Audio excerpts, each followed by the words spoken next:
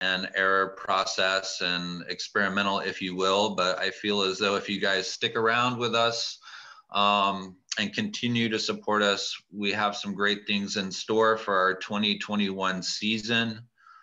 So please do stay tuned in to our website and our social media channels for info for the 2021 Play Power theme. And we have some exciting guests lined up and in negotiations. So please check us out. For those of you that are not familiar with the Alaska Design Forum, you can check out our website at alaskadesignforum.org.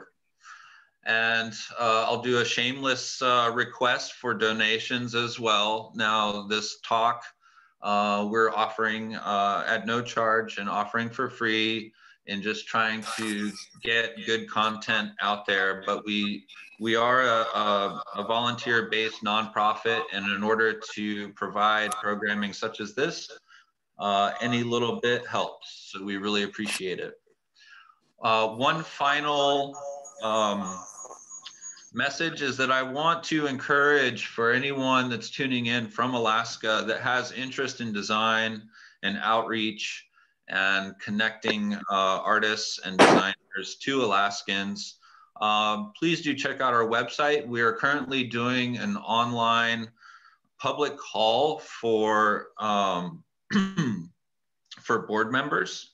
So if you have any interest in sitting on the board and helping this organization continue its mission, please do check that out, and please do consider providing an application. We would really appreciate it.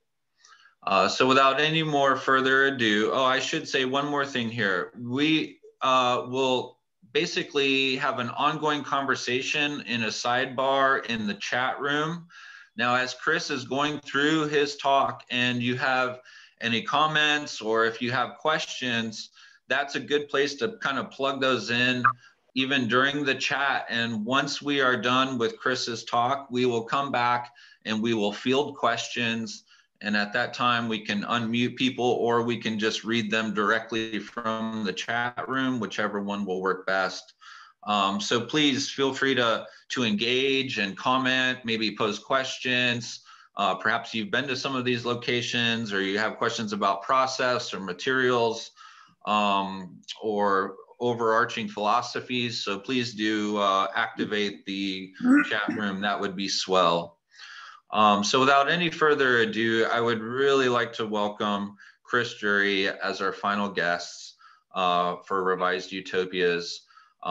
Just a short backstory here. Back in 2018, we invited Chris in hopes of setting up an actual Alaska installation of his, and just kind of forecasting that 2020 would be a very memorable year. So a lot has transpired since 2018, and we were on the cusp of having Chris actually join us here in Alaska to perform site visits, but here we are virtually, and we will be doing a virtual site visit. So anyone with questions, feedback, please do engage with Chris, and we're very excited to kick this off. And please welcome Chris Drury. Thanks, Chad. I'm going to share this screen now.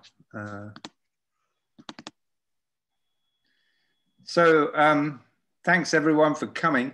Yeah, as Chad said, I should have been there, but it's not to be. This is actually my first Zoom lecture, so it's new to me. So we'll just see how it goes. But thanks everyone for being here. And I'm really sorry I'm not in Alaska. However, here goes. What I'd like to do is to dedicate this talk to Amy Lipton, who ran an eco art space in New York. She died today, sadly. So the lecture is dedicated to her. So, Revised Utopia. Sir Thomas More coined the word utopia in 1516 from the Greek utopos, meaning no place, or nowhere, and utopos meaning a good place. This is a contradiction in terms, because to have no place, no home, is a catastrophe and has happened to many peoples in the history of the human race. A good place suggests a feeling of belonging, a home. Utopia is also a state of mind, and we have been living in a dystopia where we take from the earth more than we need to live. We burn fossil fuels stored in the earth for millennia. We deplete our own and other environments to the point that biodiversity is diminished, and we face the biggest species extinction since the last ice age or even the era of dinosaurs. Everywhere the earth is going into meltdown, we push up against nature and provoke new viruses so that thousands of our own species are dying. We may never be able to go back to the old normal, and we badly need to find a new way of living in harmony with the earth. Indigenous people throughout the world have been telling us this for more than 300 years. The richest nations take everything and the poor suffer. Even within our own nations, the poor people of color, indigenous people, trans and others are all disadvantaged and live in poverty and discrimination. The gig economy stresses us all out and mental illness is rife. Our utopia, where we have what we want, when we want it, is based on economies of greed and acquisition, based on an idea of continual growth at the expense of the planet itself. It's destroying us. And we seem incapable of turning this around because we are wedded to this utopian idea of the good life, which has turned into a nightmare life. I don't have any answers to this, only that a revised utopia will not cut it. More utopia means we won't have a planet to have a utopia on. Instead, we need to live in reality, and we all need our sense of place. We need to belong. So what you see up here is a medicine wheel made in 1982-83. So in this talk, I will try to stay close to reality, to what is, living now in this present time, in this moment. I have pursued all sorts of different ways to stay in the present. I have tried to follow a practice of being with, what Donna Haraway calls staying with the trouble, where she describes reality as an active verb, something that moves, is in flux, ever changing. Like the Tao, if you think you've found it, pinned it down, you haven't. It has moved on. Zen swordsmen call it the sword of no abiding mind. So August the 16th, 1982, walking in the stubble fields, looking down, waiting for the first lapwing feathers of the year. 2 feathers lie together. I bend down to pick them up and think that I will do just that every day for a year, pick up something from the ground. 365 days, 12 months, 1 year. 1 natural object for each day of the year, 12 segments of paper, 1 for each month, made during that month from the pulp of particular plants, pressed onto a plaster mold from the rings of a tree. A mushroom spore print in the center. The spore print is a microcosm of the whole wheel, a mandala. Trees communicate through the hyphae of fungi. Fungi rot down dead matter, leaves in the fall back into soil for the new growth in the spring. Nature works in cycles. I never go out to seek an object. I allow them to come to me.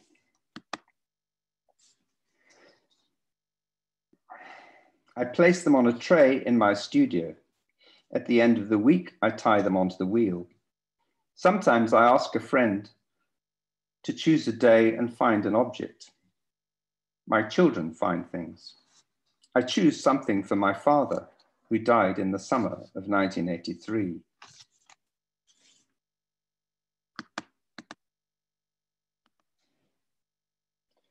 June, crow feather, bark with flower, crow feather, crow feather, crow feather, tortoise shell on bark, crow feather, wood pigeon feather, crow feather, moth on dead twig, crow feather, burnt wood, crow feather, pheasant feather.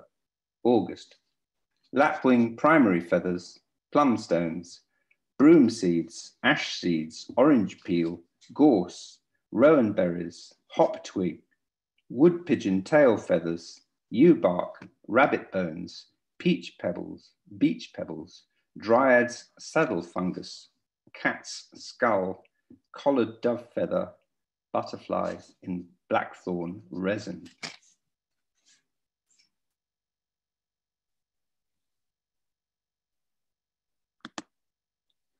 This was a pivotal work, allowing the turning year to create a work little by little.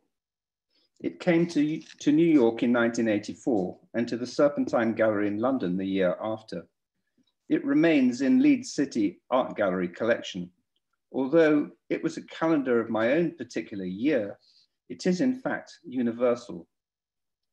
In the Plains Native American cultures where the term originated, a mandala of stones is laid out on the ground connected to the cardinal directions. As such, these medicine wheels were used as community healing rituals. As my own work traveled to different venues, bits fell off it and have been replaced. It is now in a public gallery available to all. I've given instructions that as objects deteriorate, they can be replaced. So the work slowly becomes less about me, more a universal object.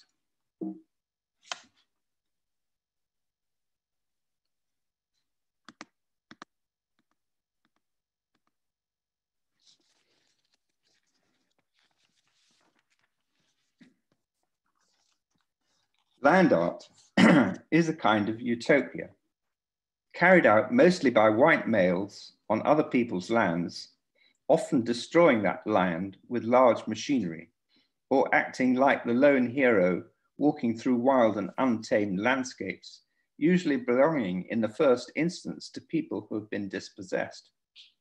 I would say that I myself have been guilty of this.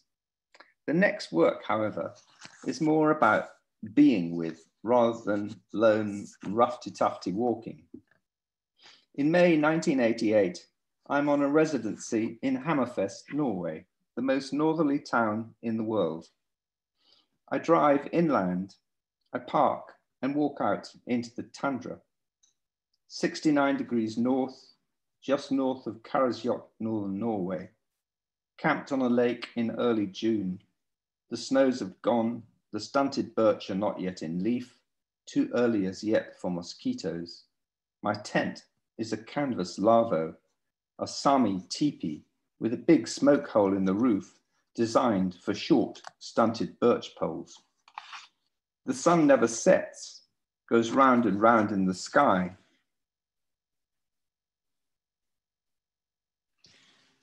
It dips low in the north at midnight. I am here just to be for 5 days. I watch and observe what is around me. The landscape is low, rolling birch forest with lakes. It all looks the same, easy to get lost, few landmarks. One lake looks like another. I have a fire going inside the tent and out. It is still very cold at night. I wander around, picking up objects, fragments of wood, discarded antlers and bones, small stones. These I will tie to the flattened canvas of the tent, and their shapes rubbed into the tar from the fire which has coated the inside. The land itself will make the work. Birds feed from my hand. A lemming runs over my foot. Time passes. The sun circles the horizon. The lake in front of me is narrow and long. The further shore is a stone throw away. There is a dead birch close to the edge, a place for a bird to fish the lake from. It is close to midnight, so I walk up the hill behind me to watch the sun at its lowest point. It glows a glorious orange, painting the land around me in an unearthly light. I stand watching it all. There is a movement to my left. About 30 meters away is a birch stump, which moves and becomes an Arctic fox. He is watching me. He is the same color as the white tree bark. I turn away to look back into the sun. The fox barks. I turn and bark back. The fox replies. This continues for a while. Eventually, I turn and make my way down the hill to my tent. The sun is just over its lowest ebb. All sound has ceased. No bird calls. Complete silence. The land in front of me is painted in horizontal stripes. The pale blue of the sky, bright orange, dark charcoal brown, a double line of pale flecks, dark charcoal brown, bright orange, pale blue. Not a ripple in the lake. On the dead birch is a single Arctic tern. It flies up, hovers above the lake, the only movement within stillness, a white bird hovering above an image of itself. I turn into sleep, burying myself into the down of my Arctic sleeping bag, my head close to the canvas fabric of the tent. As I drift into sleep, I am woken by a sharp bark close to my ear. The fox wants to continue our conversation.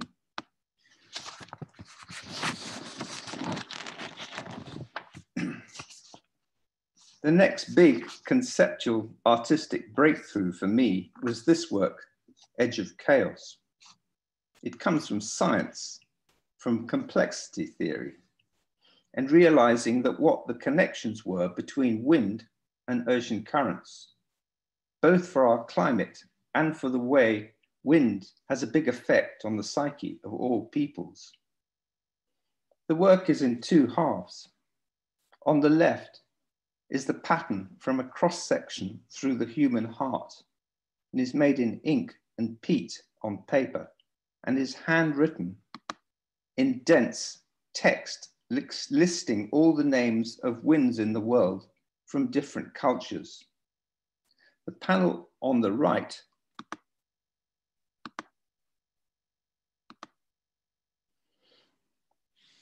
is a pattern from a redwood tree, stripped of its bark and washed up on the shores of the lost coast of California. Again, it is made up of the same dense handwritten text, listing this time all the ocean currents. The work is essentially about complexity theory, and it is 5 meters long. Complexity theory says that as systems become more complex, instead of edging into chaos, they tend to form coherent patterns, which is how we get such incredible diversity on this planet. Biodiversity is complexity theory in action. At this critical time, we are once more at the edge of chaos. The Earth, however, is likely to restabilize into another coherent pattern. If we want to be a part of that, we have to act now. Wind can actually shape the psyche of nations. Think of the Fon and the Mistral in the Mediterranean, the typhoons of Asia, the hurricanes in the West Indies, and the monsoons of India and the Himalayas. Melting ice in the Arctic and Antarctic may radically alter these currents and disrupt our weather. We see the evidence of this in increasing hurricanes in the Caribbean, fires in Australia, El Nino in the west of the Americas. I regard this as a key work because it represents microcosm and macrocosm, using patterns within our own hearts and in the movement of water within trees, connecting these to global weather patterns. But this is not just pattern, it is pattern in reference to the creation of energy, linking of systems in our bodies to systems on the planet. We should never see ourselves as separate from nature, and when we do, we bring about our destruction. So here, instead of slowly accumulating objects, I write with a pen, day after day, rolling the paper and turning it, so I can be in the right position to write. I collect the reeds for the pens in the local wetlands, shave and split the ends with a knife. I have many because after a while they become too soft, but they flow beautifully across the page, so nothing impedes the writing day after day. Using my body as well as my hands, I am immersed in the world of the languages of other peoples, and what is essentially the breath of the earth and the flow of oceans, which have brought wandering peoples to new lands.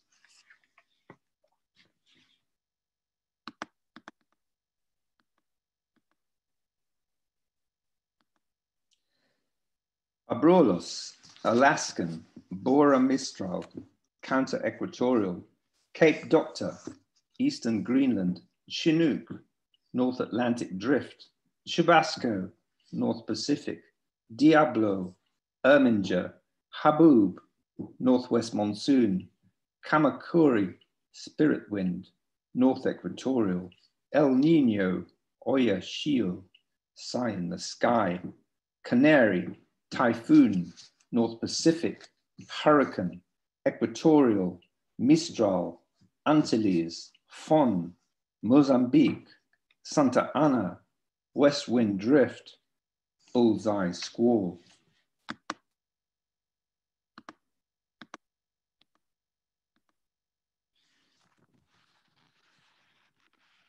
That was 1999, later 1999. So this is a work called Heart of Reeds, and made in 2000 and 2005. This is 2005.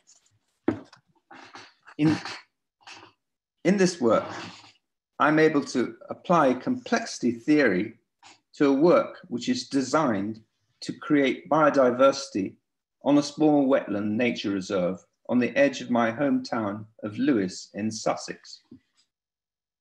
Working with ecologists, I was able to apply the cardiac twist drawing from the heart.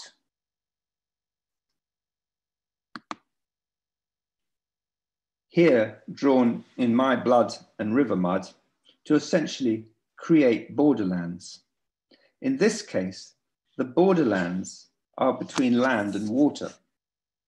The more there are, the more species rich the land will become.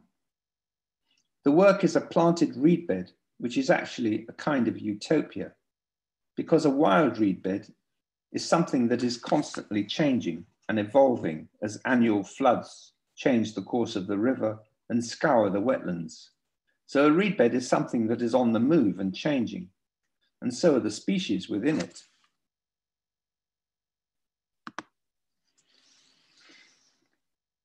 Here, however, the river has been canalized, so it doesn't flood the town. Well, actually it does. The town is here. This is the work here. So any planted reed bed must be managed by humans. But at least this one is managed for biodiversity, not as a sculpture. The utopia here is in the controlling of nature for our own ends. The reed bed is a longing for what is lost. Once the designs had been approved by the people of Lewes, it then took 5 years to raise the money and 3 years for the reeds to become established. But right from the start, this is its first year. Right from the start, it attracted often quite rare species of water insects, birds, etc.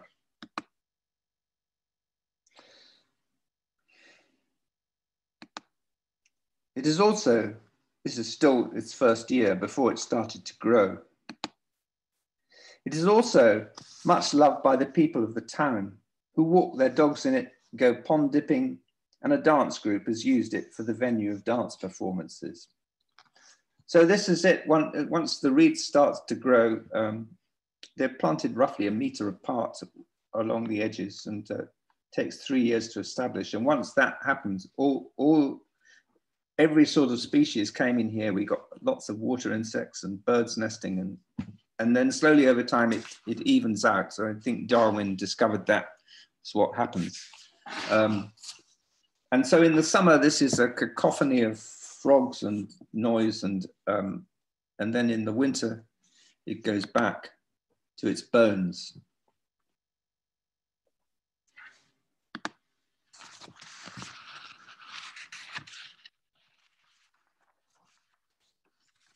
In 2011, carbon sink, University of Wyoming, Laramie, commissioned as part of the University of Wyoming Art Museum sculpture program.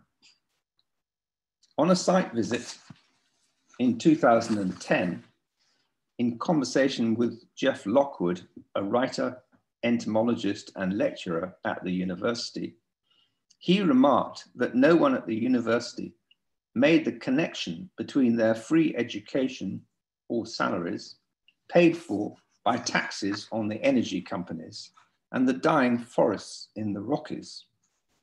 The fact of mile-long trains carrying coal out of state to power plants out east 365 days in the year means that winters are warming, so there are no longer deep cold snaps which kill off the pine beetle, so that these forests are dying.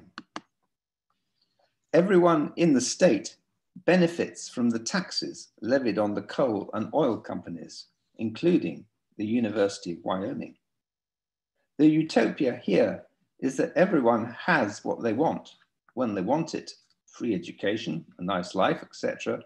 But the effects of this are enormous.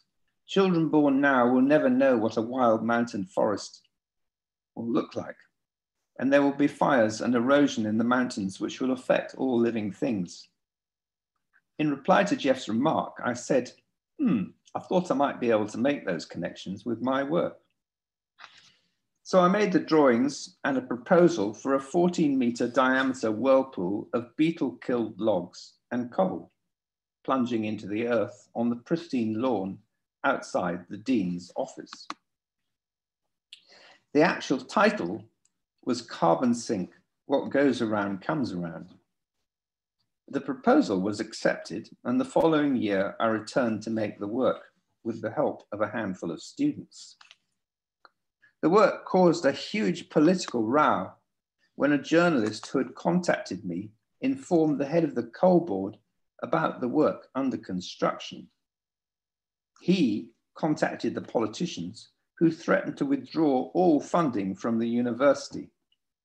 The row went viral and got into newspapers all over the world, and the politicians actually threatened to burn the work with me on the funeral pyre. Miners in Australia were putting remarks on my blog about being a hypocrite, wearing clothes made from oil, using energy to fly around the world, all of which is true, but my point was to say we should have a conversation about this. The students at the university were in favor of this work. The following year, the university caved into pressure from big coal and quietly removed the work, provoking another round of media outrage. The coal board even insisted on having a representative on the panel selecting public artworks. This work has proved to be prophetic. When I saw the dying and dead forests in the Rockies, I thought then they would prove to be a huge fire hazard.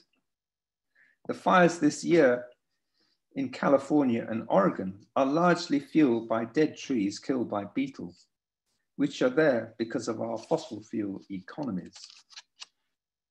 Jeff Lockwood published a book about it, and it was featured in Artwash by Mel Evans in relation to art sponsorship at the Tate in London.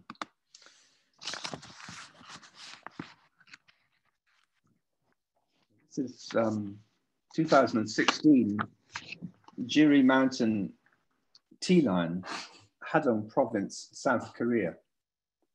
Made for the Jurisan International Art and Nature Festival in Hadong, South Korea, in celebration of the new Rural Crafts College. The work is about balance. The mountain connects heaven to earth. Water from the Drury Mountains flows down into the Seomjin River. The river gives life and biodiversity to the region. The line of 12 stones aligned with the mountain peak is like a meridian acupuncture line, which in the body creates balance and health. So in the landscape, the line creates harmony and biodiversity. The soft living snaking line of tea plants energizes the hard immovable line of stones. The tea bush connects earth, sun, and water. When we drink tea, we embody the same process in the landscape. We become the landscape. The work is a living, growing, changing thing. And for it to survive in this landscape, it has to be tended by the people who live here. In doing so, people connect to mountain, water, river, earth, sun, and life. Part of our loss of reality is a question of balance, and I feel this work begins to address that. In many site-specific works, I work closely with local indigenous communities all over the world. Hadong in Korea is very rural. So as we were able to integrate all that the community held dear, especially their keen sense of place, their homegrown local foods, their shrines to nature, and their acute love of the natural world. I was born and brought up in Sri Lanka until I was 6. Both my father and my mother's families were connected to tea over several generations. My mother's family was one of the first tea planters on the island. When I first made a visit to Hadong, it was July and very hot. I was taken to this small village site, which was to become the center for rural crafts. Construction had begun on the college site, and my sculpture was to form the beginning of this process of integration into the community. When I asked where the site was, the organizers pointed up a wooded and overgrown side of a mountain. I asked if they could at least trim the bracken so I could see what was there. When this was done, an old terrace was revealed, and this terrace was aligned to the conical hill across the valley. I had already been taken to the famous tea growing area in the region, which had been planted by Buddhist monks in 631 AD. Knowing this, and having seen large granite boulders taken from the side of the mountain in the construction of the college site, I immediately had the idea to make a line of stones on the terrace, animated by snaking tea bushes, which we were able to take from a tea garden being grubbed out for a parking lot. A man arrived out of the blue who said he knew how to do this and would do it for us so long as I worked with him. As all his workers were over 70, I readily agreed. Most young people have moved to Seoul, where there is work in the high-tech industries. The craft college and my work was an attempt to redress the balance and keep their young in the region. It's since all the plants have grown up on either side, and it's doing really well. Everything's been watered and growing, so it's good. Some people are looking after it. So this is 2016, a work called The Wandering, a work commissioned by the state of Western Australia for the site of the new Perth Stadium on the south bank of the Swan River, overlooking the city to the west. Having been shortlisted down to 6, I was sent an extensive information pack with plans, photos, and drawings of the site, etc. From this, I learned that for the First Nation peoples of the Whadjuk, this shield-shaped piece of land within a loop of the Swan River, the Derble Yarragon, was called the Wandulia, a river crossing place, a place to meet, a place to gather.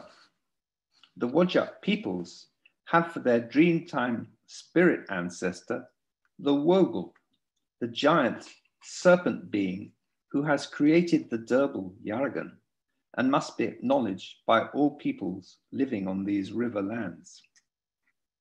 The river was once a prehistoric serpentine canyon, and you can see the scale of it from Google Earth, where the ancient meandering canyon is clearly visible beneath the sea. The power of this image and its connections to the Woggle is tangible. The canyon was scoured out by the river 66 million years ago, long before the first Australians got there. But then 45,000 years ago, when the land was inhabited, the river must have been a very much larger thing, probably a canyon. I was deeply influenced by this serpentine image from Google Earth and its connection to an ancient culture. While designing the work, each day I would walk the mile through the woods and fields to my local shop at home. At the beginning of this 2-week design process, an adder, which is a small poisonous viper, appeared by the track, not 2 feet from where we walked, coiled and waiting for the sun's heat to warm it up. It was there every day I was contemplating this serpentine work. When I had finished, it disappeared. I hadn't seen it before, nor since. And there is a synchronicity here, a porousness between animate worlds. My role as an artist is to connect nature and cultures. Here I can only touch on what I perceive in Whadjuk culture to be something very deep and beyond my comprehension. When I eventually met 3 members of the tribe, I was told by the construction company that in no way must I mention the Woggle. With the history of racial abuse, it might seem to them to be an appropriation. I've spent time out in the deserts of Central and Western Australia with First Nation people, sitting around fires under stars. So I was sad that this was such a missed opportunity to find common ground. However, it was not to be. They did point out, however, that their people do not build walls, which is a fair point. The work is a meandering dry stone wall which emerges from a stone whirlpool on the isthmus of the lake to the south, winds its way north in a series of loops, and descends again into the earth on the higher ground. It appears to have no beginning or end. The wall is 190 meters long and covers a distance of 90 meters as the crow flies. This structure, however, is no ordinary wall, for it has been built as a Cornish dry stone hedge, which is a growing living thing, a miniature ecosystem and biodiverse habitat. In the UK, some of these walls have stood for 1,000 years because they are constructed with an earth infill, allowing plants to grow, eventually binding the structure together and giving rise to habitat for a range of diverse critters. Here in Perth, I adapted the work to the Western Australian climate by planting the wall with indigenous drought-resistant plants, which are irrigated. Within each of the 5 meanders, a gathering space is created, a place to sit under the shade of a tree, on a seat built within the wall, a place of contemplation, a place to explore and to picnic, a place to wander in a wandering space. The work was constructed using 600 tons of local quartzite stone and was made by 3 Cornish dry stone hedge builders who I flew out to do the job, while I made the whirlpool with 2 local stonemasons. It took 3 weeks in all to make, and the 3 guys finished at midday and flew out back home the same evening. The stadium is now up and running, and the wall and trees are growing, and this is a very popular and much used work. At the time the stadium was built, this was the last shout of a departing political administration, hugely over budget and not needed, as there are another 3 stadiums in the city. Utopia? Yes, undoubtedly. The money for the building came from the mining of iron ore and coal to feed the rapacious Chinese state, mostly on First Nations sites in the Pilbara.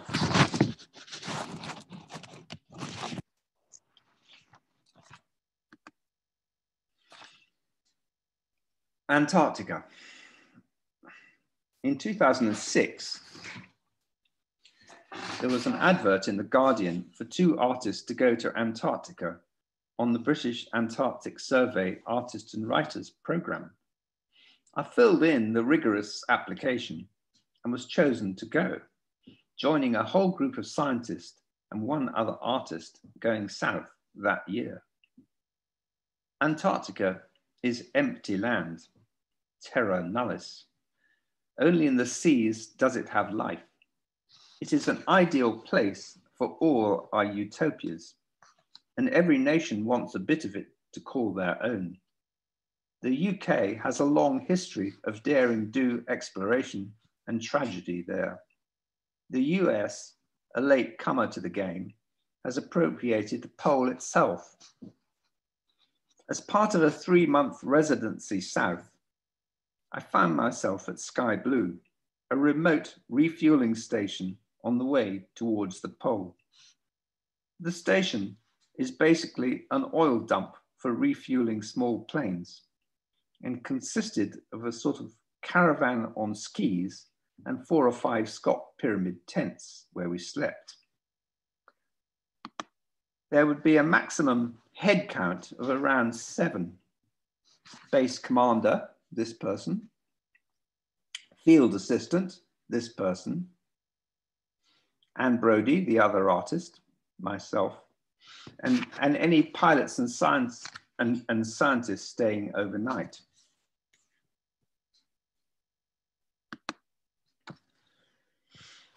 The base was there.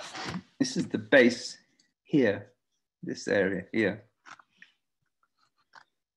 The base was there because prevailing winds would be disrupted by the nearby nunataks, these are nunataks, and turned into spiraling winds which scoured the ice of snow, leaving a blue ice runway on which to land a large plane with wheels carrying 30 or so oil barrels.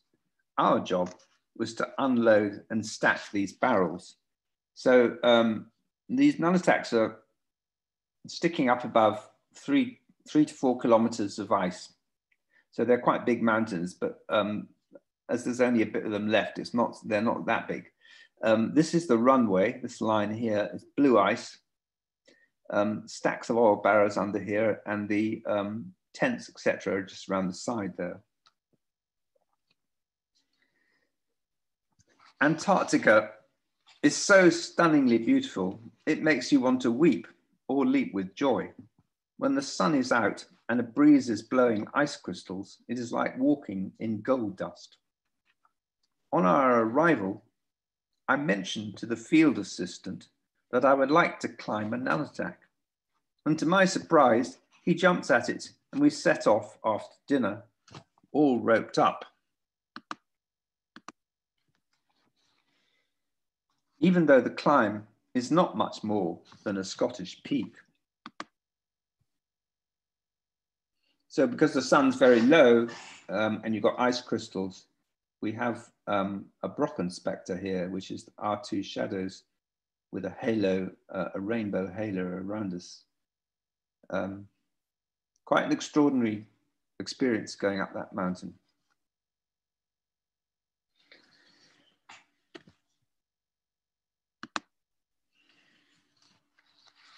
My intention all along had been to make a very large drawing of the wind using a skidoo on fresh snow.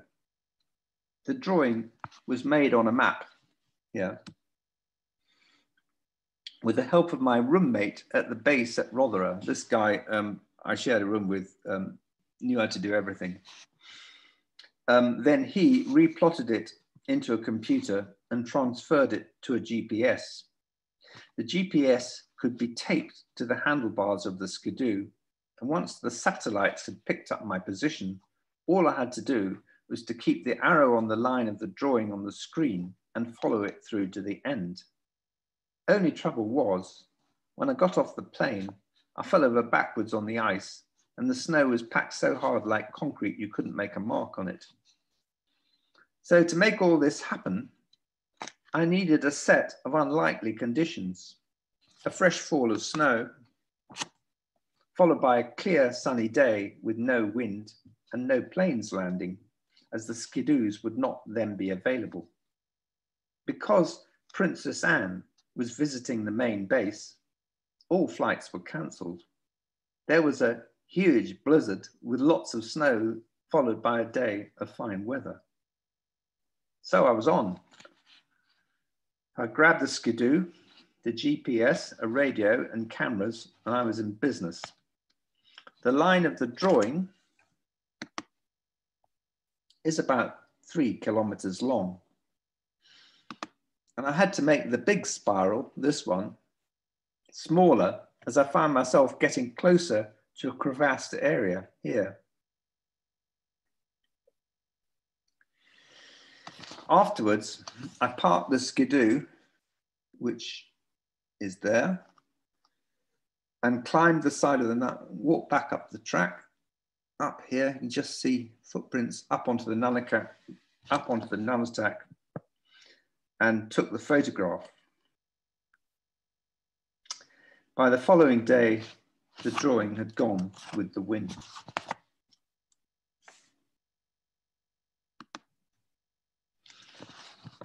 On the voyage south and at the base, I gave talks to interested scientists on my work with the heart. As a result, I was shown some of the echogram images they were making of what we were standing on but could not see, namely 4 kilometers of ice with the land beneath. What they were doing was attaching radar to the undersides of small planes and flying a plotted course for 2 hours out and 2 hours back. The radar beam would travel down through the ice and back up into a computer in the plane, giving you a long cross-section of 4 kilometers of ice laid down over 900,000 years and showing the topography of Antarctica beneath. I spent time with these people out on the ice and later back in Cambridge at the BAS headquarters. On showing me these images, one of the scientists remarked that while I was looking at human heartbeats, these were the heartbeats of the Earth. I thought this was an incredible thing to say. So once back in the UK, and while I was working in a courtyard outside a cardiac ward in a London hospital, I brought the pilot who flew those flights, Dave Leatherdale, down to the hospital, and the doctors took his echocardiogram, a very similar imaging process, only using sound rather than radar. The result was this work, double echo. So what we have here is the flight of the plane up here. This is 3 kilometers of frozen glacier. It's like a frozen wave. And this is the heartbeat of the Earth, and this is the heartbeat of the pilot.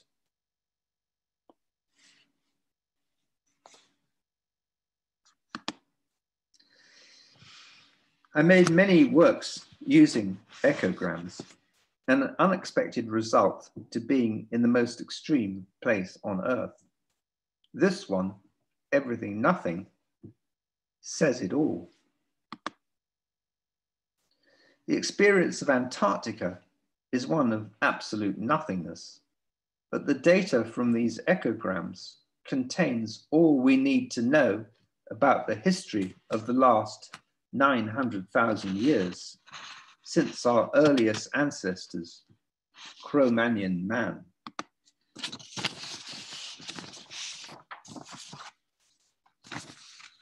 (2003).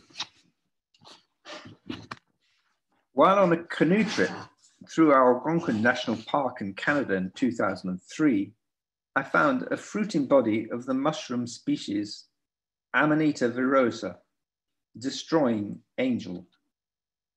I had known about this mushroom for some time, but had never found one. It is pure white and very beautiful, and along with the death cap, Amanita phalloides, it is one of the most poisonous mushrooms for humans. Its name suggests a contradiction in terms, but to me seems to be closely allied to the Shinto sword-wielding god Fudo Mayu, who has the ability to cut through the ego to convert destruction into redemption and liberate humankind. The work is entitled Destroying Angel Trinity, and in a similar Judeo-Christian doctrine, the word Trinity refers to the deity's embodiment of three entities which together offer salvation, redemption, and eternal life. So within destruction lies redemption. The work is in three parts. All of them have been handwritten. All of them have handwritten text that radiate out from an Amanita spore print. The words repeat, destroying angel, this spore print. The first canvas on the right is handwritten in white ink. The center in a watered down white ink, and the third on the left is written in graphite pencil, which reflects when the light hits it or you move around it. So from beginning to end, the three canvases, right to left, seem to slowly die out. The radical circular forms of the work are like mandalas, which are circular patterns that symbolize the interconnected oneness of the universe, often used by spiritual traditions as an aid to meditation. In fact, the continual writing of these words, day after day, repeated and hypnotic, are a form of trance-inducing mantra.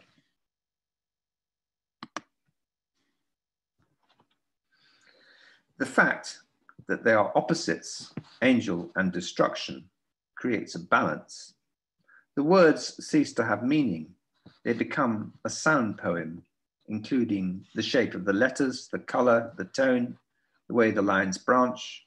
The words are the mantra that shape the mandala. In the Bhagavad Gita, an ancient Vedic text, the sun is an omnipotent power. The circular image of this work invoked both full moon and certainly sun. After the first explosive test in Alamogordo, New Mexico, named Trinity, J. Robert Oppenheimer quoted from the Bhagavad Gita, "If the radiance of 1,000 suns was to burst forth, that would be like the splendor of the mighty one. I am become death, the destroyer of worlds." I went on to make this Amanita image in many forms. First, for my show at the Nevada Museum of Art in 2007, called Mushroom Clouds, a nod to the Nevada nuclear test site down the road. I made a 3D piece using thousands of small bundles of sagebrush.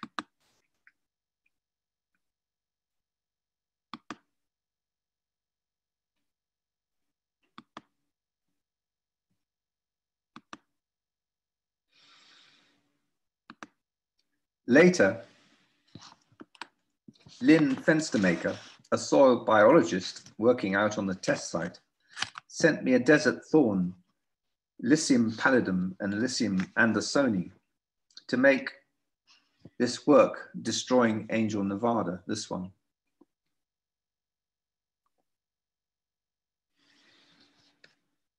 All of these works use meditative, repetitive task. My next work will use blackthorn covered in lichen, which is a symbiotic relationship between fungi and algae. The work next to it, this one on the right, is made from 1,600 magic mushrooms, psilocybe semilienciata. The experience of ingesting this mushroom can be profound. It seems that your sense of self, your ego, is nullified and you see the world unmediated. Everything is enhanced. The grass is greener, rocks are more rock-like, and everything is ridiculously funny. On the other hand, it can also create a psychosis in those already vulnerable. The mycologist, Terence McKenna, has proposed that this is the plant world showing us the pure magic of the natural world, perhaps in an attempt to stop us destroying it. So these next works are all called mushroom clouds, and they're actually made from mushrooms themselves. This one is in a barn in Italy.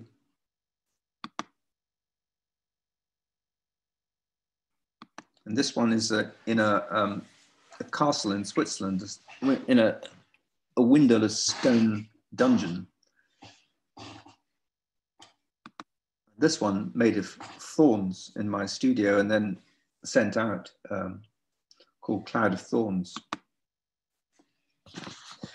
The energy of a nuclear blast gives us energy both to feed our utopian way of life and threatens the whole of the living world with annihilation, both from the bombs themselves and the radioactive fallout. Even the power plants put us all at risk.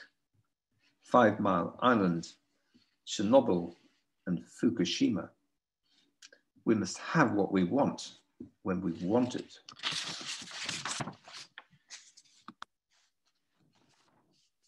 Finally, Horizon Line Chamber, Morecambe Bay, 2019.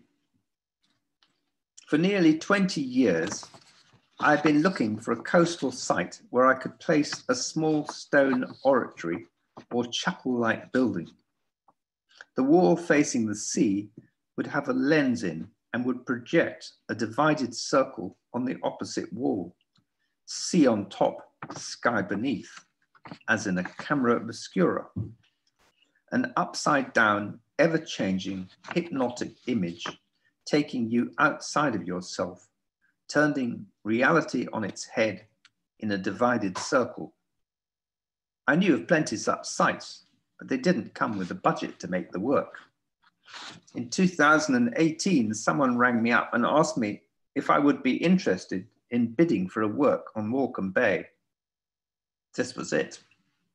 Morecambe Bay is a vast sand bay just south of the Lake District in the north of England.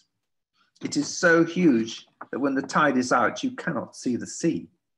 And when the tide comes in, you'd best be off the sands, as many have drowned over the years.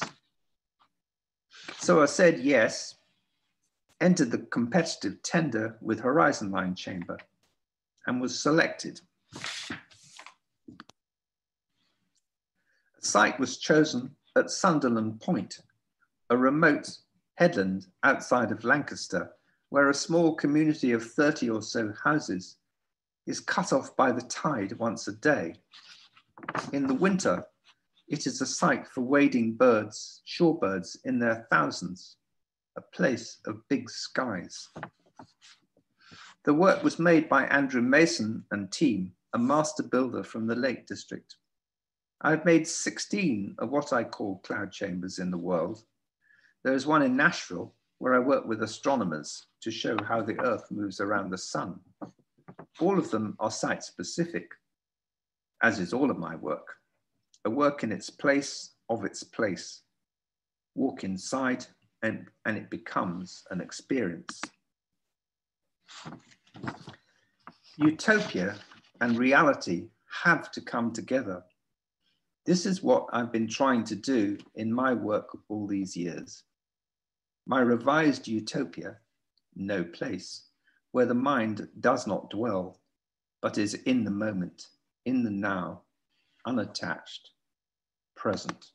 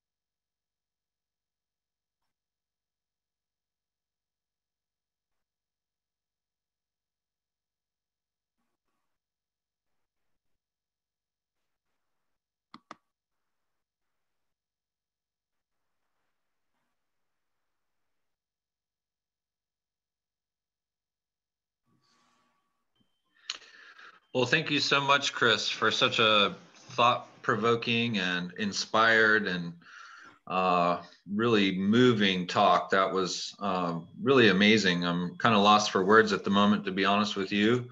That was lovely. So I want to thank you on behalf of everyone that participated. Hopefully everyone enjoyed this presentation, and thank you for all the effort and energy you put into this, Chris. I know it's been on your mind for quite some time, and yeah, we really appreciate you taking the time to do that, and thank you for sharing with us. So what I'd like to do is open up questions to all of our participants. I know we've had a few kind of questions rolling through. And I would suggest maybe, Sue, do you have a couple perhaps picked out? I think what I'll do is maybe just kick it off, Chris, with a pretty simple question.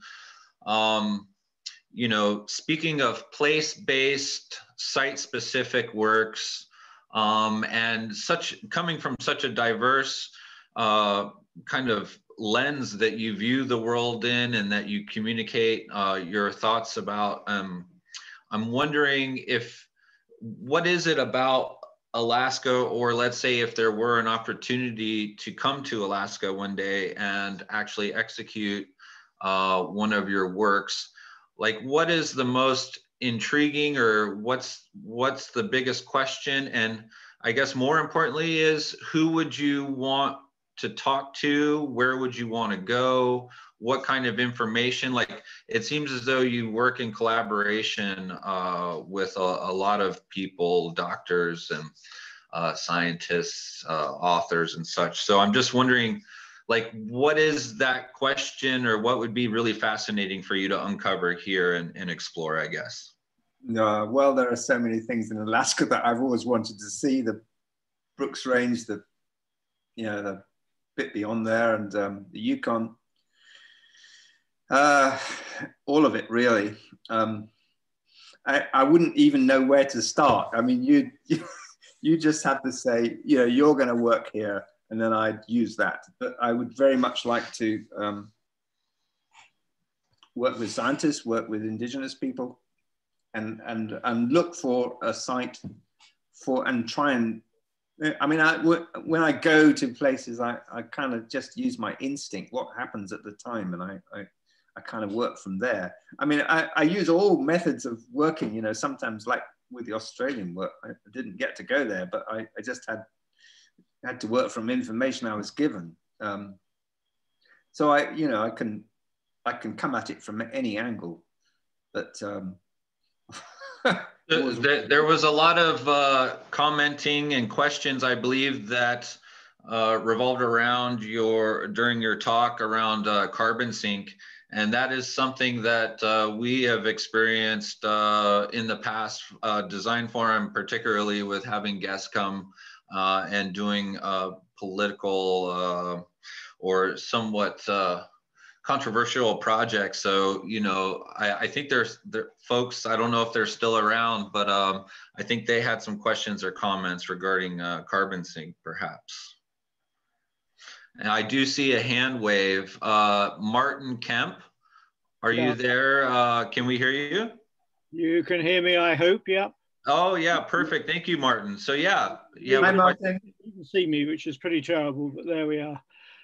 Chris, lovely work. I mean, you know how much I admire it. I've been thinking back on carbon sink and the sense that it was a great success in its failure to survive, that had big coal, big carbon not created a stink, it could have just sat there as an arty-farty thing in a sculpture program, and no one would have taken that much notice of it. But in fact, it got enormous coverage. So yeah, I did really well out of it. Do you kind of relish the fact that it got that level of attention? Well, in a sense, yes. I kind of felt right. I'm gonna sort of stir up a hornet's nest here, because when that guy said that to me, I thought, well, that's a gift, really. You know, I don't normally make works that try and say something, but I thought, well, with this one, why not? You know, so I put it out there, but I had no idea that it would cause that kind of level of stink. I mean, I was in the middle of making it with a handful of students, and there was a journalist ran me from the town of Gillette, which is where the coal mining is, and he said, I hear you're making something at the university. What are you making? So I told him, you know, and he just went quiet for a bit and said, well, I'll get back to you. And then he rang up the coal board, and the coal board ran out the politicians, and all hell let loose. Yeah. I mean, it was in the Guardian over here. Is it your most illustrated work? No, I don't think so. I mean, it's certainly the most controversial. I mean, because it spawned those books. It was in, you know, those books. Because of course, you know, the US is famous for its freedom of speech. And this was like, you know, trying to suppress freedom of speech. Yeah, freedom of speech is what you approve of. But there we are. That's another question. Anyway, I'll stop. But I went on to make quite a few, not works with coal, but works like that. The whirlpool works. I made a lot, but anyway, yeah. Sure. Thank you, Martin. I appreciate that. Anyone else have questions for Chris? So Chris, what project are you working on at the moment? Well, I'm about to go to a chateau in France next year to make another hanging mushroom work with the one using lichen on thorn that grows on a thorn.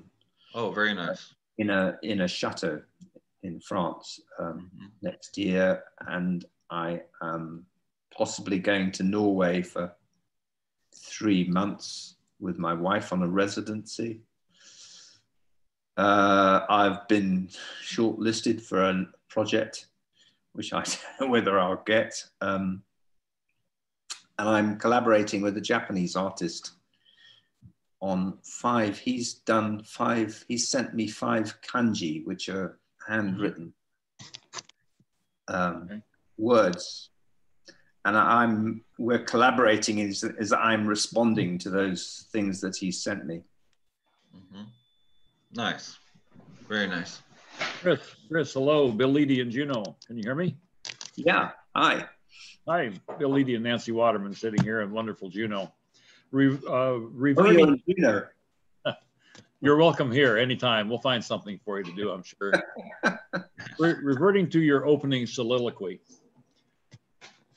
is it possible that humanity's greatest mistake, especially in the OECD countries or the USA, post-World War II, is designing our cities for cars instead of for people? I've admired the work of a guy named Josh Crawford, J.H. Crawford, who has written a couple of books called Car-Free Cities. Might that be something that we all should seriously consider? Is the root of a lot of the evil our overdependence, infatuation with personal transportation as exemplified by the car and the enormous infrastructure and energy it requires. Should we pay more attention to this man's work and invent it on our own? Thank you.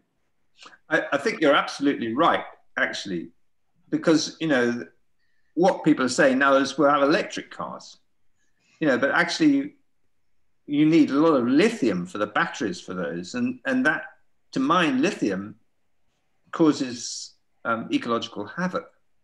And maybe the answer is less cars, more public transport, more cycles.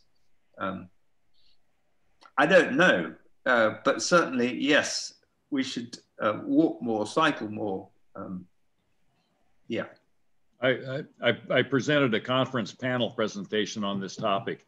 I'll stick it in the chat box. It's a Vimeo. You can go to the Vimeo and have fun with it. Be artistic. I mean, I live out in the countryside, and you know, if I didn't have a car, I wouldn't get anywhere. You know? So you're excused. It's the city folks that have the problem. Yes. And migrating to sprawl. I'll stop. Thanks very much. It's been a pleasure. Nice to talk to you.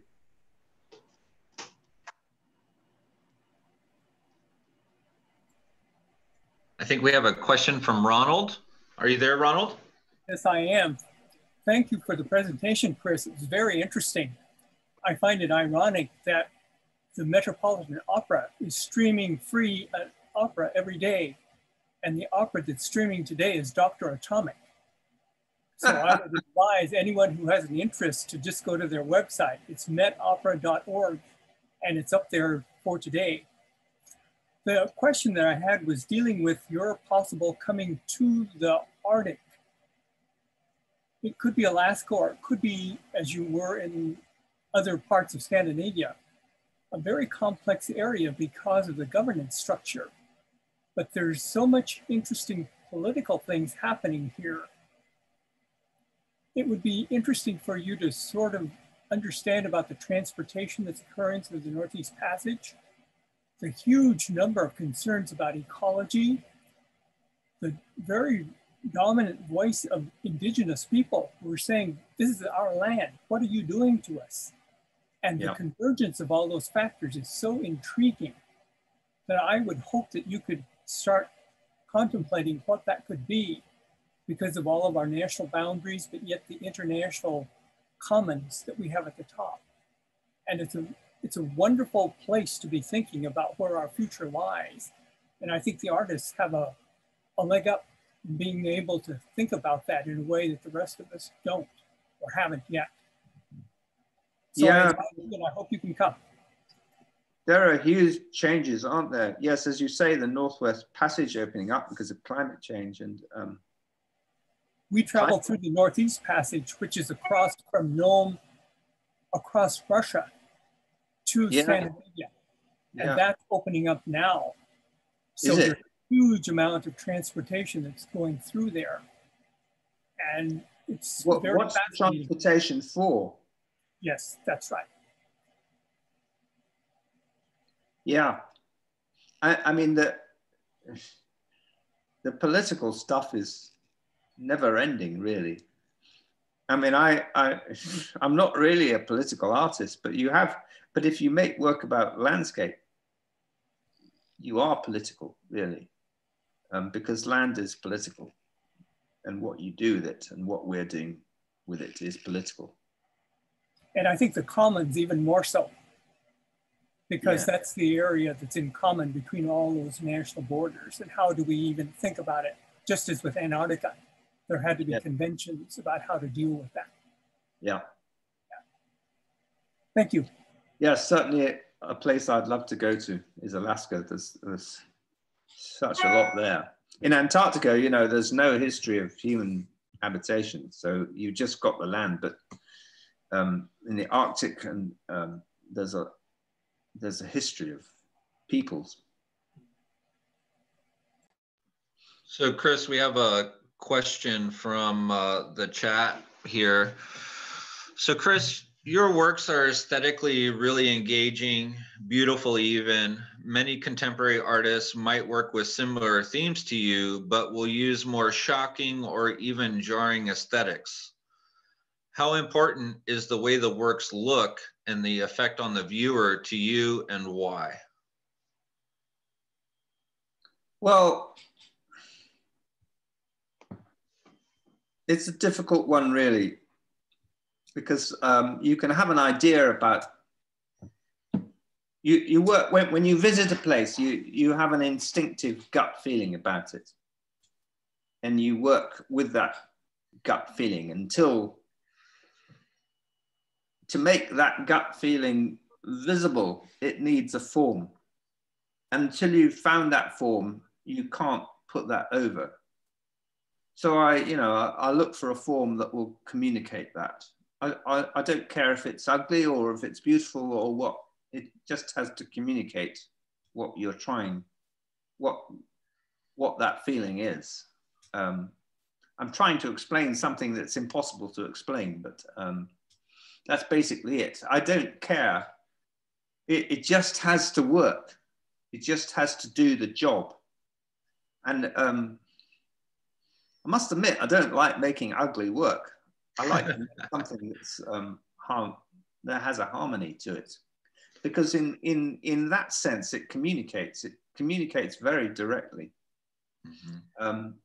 And you kind of put this thing out in the world because that's what's going to communicate. So it's important that it has the right form and is made from the right materials in the right place. Mm-hmm. It's always that combination of those things.